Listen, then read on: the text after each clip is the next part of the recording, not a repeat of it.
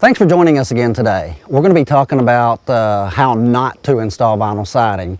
We're at a property today in Mayflower, Arkansas, and this job was done by a contractor that sold the homeowner on the fact that they can do the best job of anybody, or as good a job as anybody in the siding industry.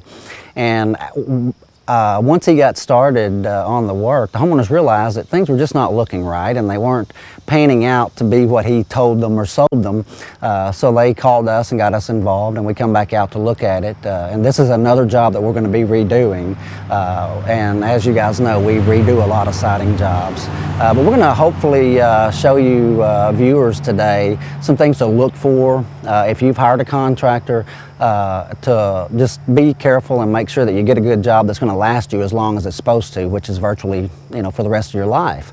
However, about 80% of all siding being installed today is not being installed properly, and it's not going to last. So hopefully by watching this today, we can help you get a good siding job whether you use our company or not. And here's one of the areas that I'm referring to. As you can tell, this is all uneven. The homeowner has had the contractor to put them some new columns in here, and they use columns that's too small to even carry the weight load of their carport. And as you can see up here, it's just been kind of, mangled up, for a better choice of words. But all this should be made flushed out, and we're going to show you a picture of this area after Wilson's is finished with it. But this is just an example of some of the quality of work that companies are doing now. And keep in mind, before we tore this down, that was their finished product. Here's another example of how some contractors are installing vinyl siding. And as you can see, that's just not going to stay up there. It's going to come off in the first windstorm. And as you can see up here, they didn't even cover all of the wood. And at Wilson's, we have a protocol, and it has to go up to the metal roof, and then we bend a continuous leg up underneath the shingle to assure that there's never any way that any water or wind can get behind that.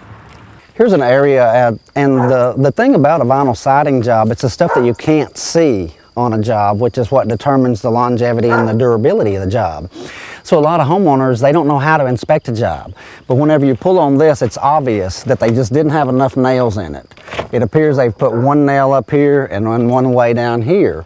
And it's our protocol to have one every 12 inches to make sure that that's not going to bow and buckle out and come apart. And as you can also see, there's no seal.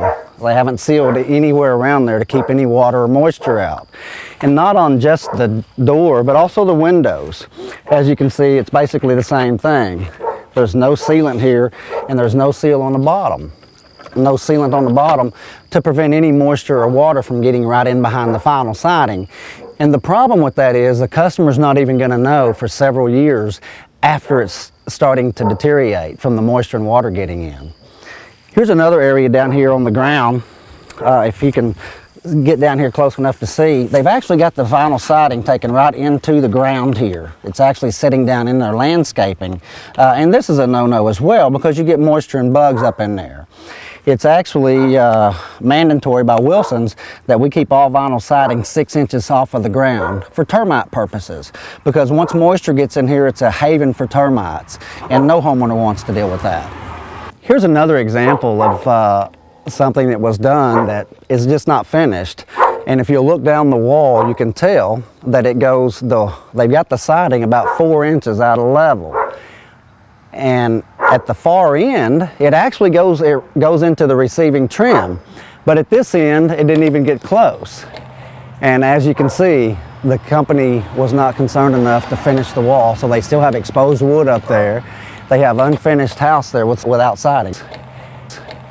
And here's just another area. This piece right here was obviously cut about 1.5 inches too short. If you can see that dark crack right there, rain, air, wind can get right inside there, get in behind the siding, and the homeowner's not going to know for several years down the road that their wall's rotting out. And here's another example of what's pretty common for this industry, and that's an example of someone using scrap material. This material comes in 12-foot sections. There's absolutely no reason to have a 2-foot piece in the middle of your wall. So if you see this and you're having siding put on, you might bring it to their attention that that's not the right way to do it. And here's just another example. If you don't cut the siding to fit, this piece of siding goes up into this receiving trim, but it was cut too tall, so it doesn't go all the way up and lock. And over time, what happens is wind will get behind that and literally just peel it off the wall. And as you can see here as well, there's no vapor barrier behind the vinyl siding, which voids the warranty from the manufacturer. So before he even finished this job, there was no warranty from the manufacturer. And most manufacturers have a lifetime warranty on their product. So again, hopefully this will help prevent you from getting a shoddy siding job. This is another example of how Wilsons do things differently. The lower portion of this wall was obviously 3/4 of an inch offset from the top. And Wilsons would have furred this wall out, made it flush, and when they finished it would have looked like it was put on when the house was new. But the way that this is done, it's obvious that this house has been remodeled, and the remodeler, didn't flush the walls up. So the siding guy followed his lead and also did a shoddy job, which is going to eventually create water issues, because water is going to run down this, get in this J trim here, leak out the back side, and get behind the siding. And nobody wants that. When the homeowner questioned the contractor why he wasn't covering this section of wood, he explained to her that the gutter would cover that. And the gutter will cover it to where you can't see it, but it's not going to cover it to keep it waterproof. You're always going to get some moisture run back off your roof and run in behind that. So again, if you're doing siding yourself or you've got a company doing it, make sure that they go up to the roof and turn a leg under the roof to prevent any water from ever getting in. And then you won't have to worry about ever replacing it again. This is just another example of some of the work that we see out there on homes in Arkansas. And we see this every day by companies that's still in business and still advertising on TV. So if you're going to do vinyl siding or vinyl windows, do yourself a favor. Check out your contractor. Make sure that you've got a contractor you believe you can trust, and then verify everything that he's told you to be true. You can go to Angie's List. There's a lot of other avenues that you can take. But talk to some homeowners that he's worked for, or they've worked for, the company, and make sure that you're dealing with a company that you know you can trust, not one that you think you can trust. Okay, this is just another example of how some installers that work for siding companies in Arkansas, this is how they install siding. If it's something that that they don't think is important, then it's probably not going to get attached properly. And here's what I mean by that. They laid this in there and didn't even fasten it, didn't even try to put a nail in it, because they knew that they were going to be finished and gone before the wind or the expansion and contraction made that thing come out past that door, going to eventually catch water. And we all know what happens when you get water and moisture behind your siding. You want to prevent that at all costs. Okay, we've pretty much went around the house and pointed out several areas, and we've talked about vapor barrier on the front of the house under one of the windows. But the vapor barrier is very important with vinyl siding. If you don't have a vapor barrier, all vinyl siding condensates on the back side, but it's a bare minimum. And if you don't have a vapor barrier between your vinyl siding and your wood wall, the wood wall will eventually get wet, damp, moist, and over time will start to deteriorate. And the bad thing about it is the customer can't see it, so they're not even aware of the damage that's being done. And again, we've looked at the whole house, and it's obvious that this company did not even use a vapor barrier on any wall, not just areas. They didn't even try to give this customer a good job. This is another area that water is subject to get into. I mean, there's an 1/8 of an inch crack right here with no sealant in it. There's no seal, no caulk, no silicone, and nothing to try to keep the water out. And as you can see, water can go right in there, water can get right in there. And again, water gets behind the vinyl siding, and we all know what that causes. So this is what you don't want. And here's another example of how people use scrap material to finish a run.